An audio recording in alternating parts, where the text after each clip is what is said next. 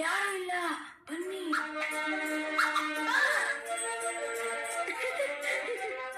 ನಾನು ನಿಮ್ಗೆ ಈ ಸತಿ ಹೊಡಿತೀನಿ. ಏ ಬೇಡ ಕೃಷ್ಣ.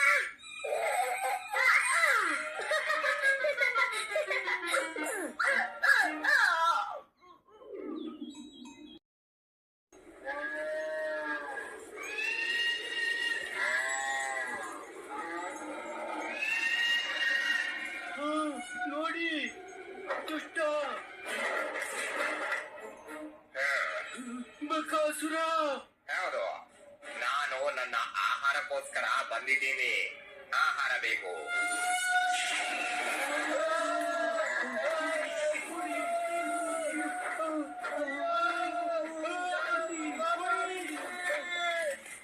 ನೀವು ನನಗೆ ನಿಮ್ಮ ಹಸುಗಳನ್ನ ತಿನ್ನೋದಕ್ ಬಿಡದೆ ಹೋದ್ರೆ ನಾನ್ ನಿಮ್ಮನ್ನ ತಿಂತೀನಿ.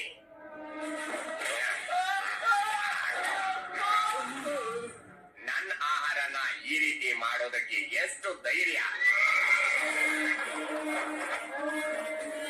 ನಾನು ನಿನ್ನ ಆಹಾರಕ್ಕೆ ತೊಂದರೆ ಮಾಡೋಕೆ ಬಂದಿಲ್ಲ ಬಕಾಸುರ, ಆದ್ರೆ ಅದನ್ನ ಹೆಚ್ಚು ಮಾಡ್ಲು. ಮತ್ತೆ ಅದನ್ನ ನೀನು ಹೇಗ್ ಮಾಡ್ತೀಯ ಕಂಸ?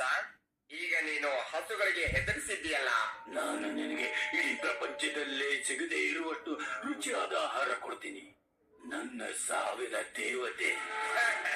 ನಿನ್ನ ಸಾವಿನ ದೇವತೆ ಅಂದ್ರೆ ಅವನನ್ನ ಕೊಲ್ಲೋದಕ್ಕೆ ನೀನು ಕಳಿಸಿದವನ್ನೆಲ್ಲ ಕೊಂದನಲ್ಲ ಅವನು. ನೀನು ನನ್ನನ್ನ ಮುಂದಿನ ಬಲಿಯಾಗುವಂತೀಯ? ಈಗೆಂತಹ ಹುಚ್ಚು ತಮಾಷೆ. ತಮಾಷೆ ಅಲ್ಲ ಬಕಾಸುರ, ನನ್ನ ಸಾವಿನ ದೇವತೆಯನ್ನು ಕೊಂದು ಹಾಕು. ನಾನು ನಿನಗೆ ಇಡೀ ಜೀವನ ಪರ್ಯಂತ ಒಳ್ಳೆಯ ಆಹಾರ ಸಿಗುವಂತೆ ಮಾಡ್ತೀನಿ.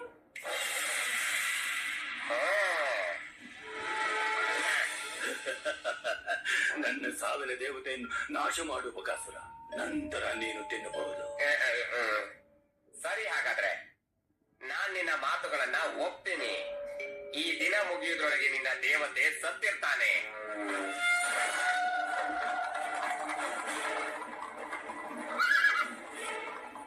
ಸದ್ಯ ಇವತ್ತು ಕಂಸನ ಮೃತ್ಯು ದೇವತೆ ನಮ್ಮ ಹಸುಗಳನ್ನ ಕಾಪಾಡ್ತು. ನೀನ್ ಯಾರೇ ಆಗಿದ್ರು ಆ ದೇವತೆಗಳು ನಿನ್ನನ್ನು ಕಾಪಾಡ್ಲಿ. ನಾವು ತುಂಬಾ ಹೊತ್ತಿಂದ ನಡೀತಾನೆ ಇದ್ದೀವಿ. ನನ್ನ ಕಾಲ್ಗಳು ಕಲ್ಲಿನ ಹಾಗೆ ಆಗಿವೆ. ಹೌದು, ಇಲ್ಲಿಂದ ದಾರಿ ಇದ್ದಿದ್ರೆ ಚೆನ್ನಾಗಿರ್ತಿತ್ತು. ಇದರಿಂದ ಬೃಂದಾವನಕ್ಕೆ ಬಹು ಬೇಗ ಹೋಗಬಹುದಿತ್ತು.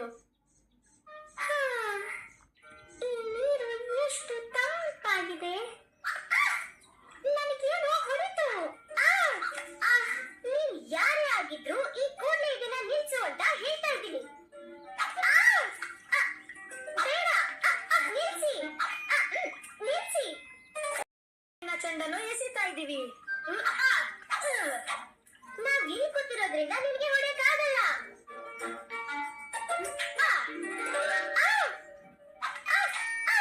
ನೀನ್ ಹೇಳಿದ ತಪ್ಪು ರಾಧಾ. ನಾನು ಗುರಿ ತಪ್ಪಲ್ಲ, ಯಾಕಂದ್ರೆ ನನ್ನ ಹಿಂದಿನ ಜನ್ಮದಲ್ಲಿ ರಾಮ ಆಗಿದ್ದೆ. ಎಲ್ಲರಿಗೂ ಗೊತ್ತು ರಾಮನ್ ಗುರಿ ಎಂತದ್ದು ಅಂತ. ನೀನು ಸುಳ್ಳು ಹೇಳ್ತಿದ್ಯಾ? ಏನಂತ ಹೇಳ್ದೆ ನೀನು? ಅವಳು ಹೇಳಿದ್ಲು ನೀನ್ ಸುಳ್ಳು ಹೇಳ್ತೀಯಾ ಅಂತ. ನೀನು ಯಾವ ರಾಮನೂ ಅಲ್ಲ. ರಾಮ ಒಬ್ಬ ಧೈರ್ಯಶಾಲಿ. ಆದ್ರೆ ಈ ಧೈರ್ಯಶಾಲಿ ಕೃಷ್ಣ ಗುರಿ ಇಡೋದು ಈ ಗೋಪಿಕೆಗಳ ಮೇಲೆ ಮಾತ್ರ. ನೀವು ನನ್ನ ನಂಬೋದಿಲ್ವಾ? ನಾನು ರಾಮನ ಅವತಾರ ತಾಳಿದ್ ನಿಜ. ನಾನು ಶ್ರೇಷ್ಠ ಮಹರ್ಷಿಗಳಾದ ವಸಿಷ್ಠರಿಂದ ನನ್ನ ಪಾಠ ಕಲ್ತಿದ್ದು. ನಂತರ ನಾನು ಮಹಾರಾಜ ಜನಕರ ಬಳಿ ಹೋದಾಗ ಯಾರು ಅಲ್ಲಿನ ಬಿಲ್ಲು ಎಳೆಯಬಲ್ಲರೋ ಅವರಿಗೆ ತನ್ನ ಮಗಳನ್ನು ಕೊಟ್ಟು ಮದುವೆ ಮಾಡಲಾಗುತ್ತೆ ಅಂದ್ರು. ಅಂದ್ರೆ ಸೀತೆ. ಆದ್ರೆ ಸಾವಿರಾರು ಜನರು ಆ ಕೆಲಸ ಮಾಡೋದ್ರಲ್ಲಿ ಸೋತ್ರು. ಆದ್ರೆ ನಾನು ನನ್ನ ಶಕ್ತಿಯಿಂದ ಆ ಕೆಲ್ಸನ ಮಾಡಿ ಮುಗಿಸ್ದೆ, ಸುಮ್ನೆ ಹೀಗೆ. ಆದ್ರೆ ಸೀತೆಯನ್ನು ಮದುವೆ ಆದ ನಂತರ ನಾನು ಅಯೋಧ್ಯೆನ ಬಿಟ್ಟು ಹೊರಡಬೇಕಾಯ್ತು. ಅಲ್ಲಿಂದ ದಂಡಕ ಕಾಡನ್ನು ಅಲೆಯಬೇಕಾಯ್ತು. ಅಲ್ಲಿ ಸೀತೆ ಮತ್ತು ಲಕ್ಷ್ಮಣ ನನ್ನ ಜೊತೆಯಲ್ಲಿದ್ರು. ಮತ್ತೆ ಅಲ್ಲಿನ ಎಲ್ಲಾ ರಾಕ್ಷಸ ಹಾಗೂ ದುಷ್ಟ ಶಕ್ತಿಗಳನ್ನು ನಾನು ನಾಶ ಮಾಡಿದೆ. ನಂತರ ಆ ದುಷ್ಟ ರಾವಣ ನನ್ನ ಪ್ರೀತಿಯ ಸೀತೆಯನ್ನು ಅಪಹರಿಸಿದ. ಮತ್ತೆ ನನ್ನ ಭಕ್ತ ಜಟಾಯುವನ್ನು ಕೊಂದ. ಕಡೆಗೂ ರಾವಣನನ್ನು ಲಂಕೆಯಲ್ಲಿ ಹಿಡಿದೆ ನಾನು. ಮತ್ತೆ ವಾನರ ಸಹಾಯದಿಂದ ಅವನನ್ನು ಸಂಹಾರ ಮಾಡಿದೆ.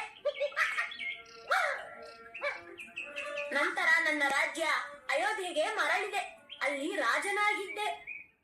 ನಮ್ಗೆಲ್ಲ ರಾಮಾಯಣ ಗೊತ್ತಿದೆ ಕೃಷ್ಣ, ಆದ್ರೆ ಅಲ್ಲಿ ನಿನಗೆ ಯಾವ ಪಾತ್ರ ಇಲ್ಲ. ಇಲ್ಲ, ಇದು ನಿಜ. ನಾನಿನ್ನು ಕಾಡು ಸುತ್ತಾಡ್ತಾ ಇದ್ದೀನಿ. ಆದರೆ ನನ್ನ ಬಿಲ್ಲನ್ನು ಒಯ್ಯುವ ಬದಲು ಈ ಪುಟ್ಟ ಕೊಳಲು ಒಯ್ತೀನಿ.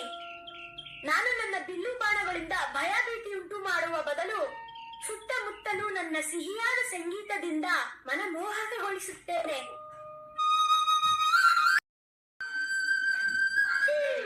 ನಿನ್ನ ಮಾತಿಂದ ಅವ್ರಿಗೇನು ಪ್ರಯೋಜನ ಆಗಿಲ್ಲ ಕೃಷ್ಣ. ಯಾರು ಯಾಕೆ ಈ ಕೃಷ್ಣನ ಕಲ್ಪನೆಗಳನ್ನ ನಂಬೇಕು? ಬಹುಶಃ ನೀನು ಮಾಯ ಮಾಡಿ ರಾಮನ ಹಾಗೆ ಏನಾದ್ರೂ ಮಾಡಿ ತೋರಿಸು, ಆಗ ನಾವು ನಿನ್ನ ನಂಬ್ತೀವಿ.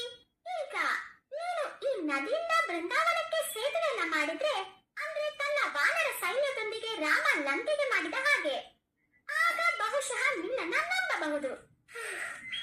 ಇಲ್ಲಿದೆಯಾ ಕೃಷ್ಣ? ಮತ್ತೆ ಇಲ್ಲಿದೆ ನಿನ್ನ ವಾನರ ಸೈನ್ಯ. ನಿಮಗೆ ಬೇಕಿರೋ ಸೇತುವೆ ಅಂತಾದ್ರೆ ನಿಮಗದು ಖಂಡಿತ ಸಿಗುತ್ತೆ.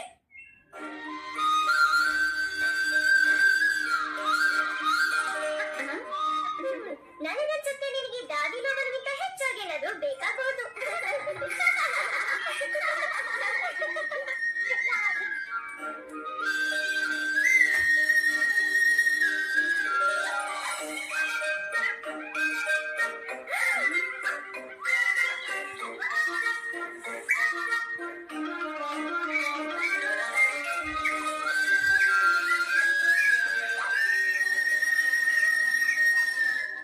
ನೀವೆಲ್ಲ ಬಂದಿದ್ದಕ್ಕೆ ಧನ್ಯವಾದ ಗೆಳೆಯರೆ. ಈಗ ನೀವೆಲ್ಲ ಒಂದು ಕೆಲಸ ಮಾಡಿಕೊಡ್ಬೇಕು. ನದಿಯ ಮೇಲೊಂದು ಸೇತುವೆ ಕಟ್ಟಿಕೊಡಿ. ಆಗ ಅವರು ಬೆಣ್ಣೆಯನ್ನು ಬೃಂದಾವನಕ್ಕೆ ತಗೊಂಡು ಹೋಗ್ಬೋದು.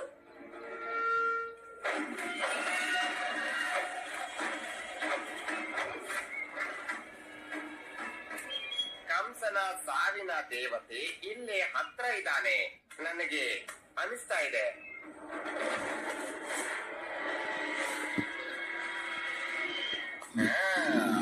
ಹೌದು, ಇದು ಕಂಸನ ಸಾವಿಗೆ ಕಾರಣನಾಗುವ ಹುಡುಗನ.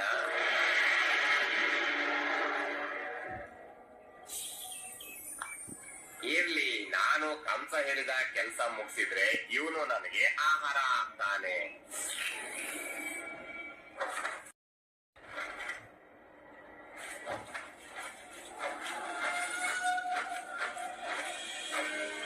ಬಕಾಸುರ ಕೃಷ್ಣನನ್ನು ಹುಡುಕಾಯಿತು. ಇಂದ್ರ, ನಾನು ಅವನನ್ನ ಈ ಅಸ್ತ್ರದಿಂದ ಕೊಂದು ಹಾಕ್ಲಾ? ಬೇಡ ಅಗ್ನಿದೇವ, ಸ್ವಲ್ಪ ಕಾಲ ನೋಡೋಣ ಏನಾಗುತ್ತೋ ಅಂತ.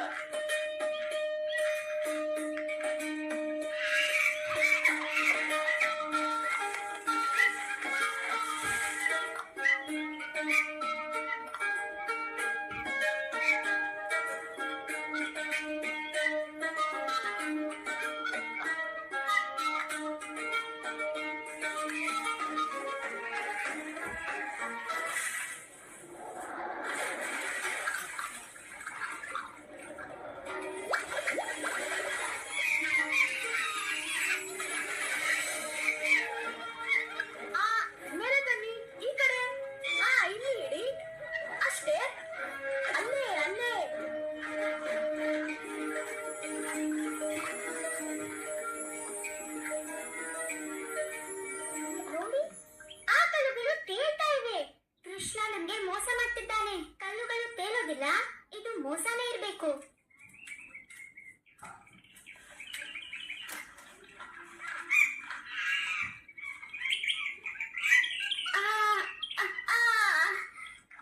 ನಾನು ಇದನ್ನು ಎತ್ತಲಾರೆ. ಖಂಡಿತ ಕೃಷ್ಣ ಈ ಮಾಯೆಯನ್ನು ಮಾಡುತ್ತಿಲ್ಲ. ಇಲ್ಲಿರುವ ಎಲ್ಲ ಕಣ್ಣುಗಳು ತೇಲ್ಬೇಕು.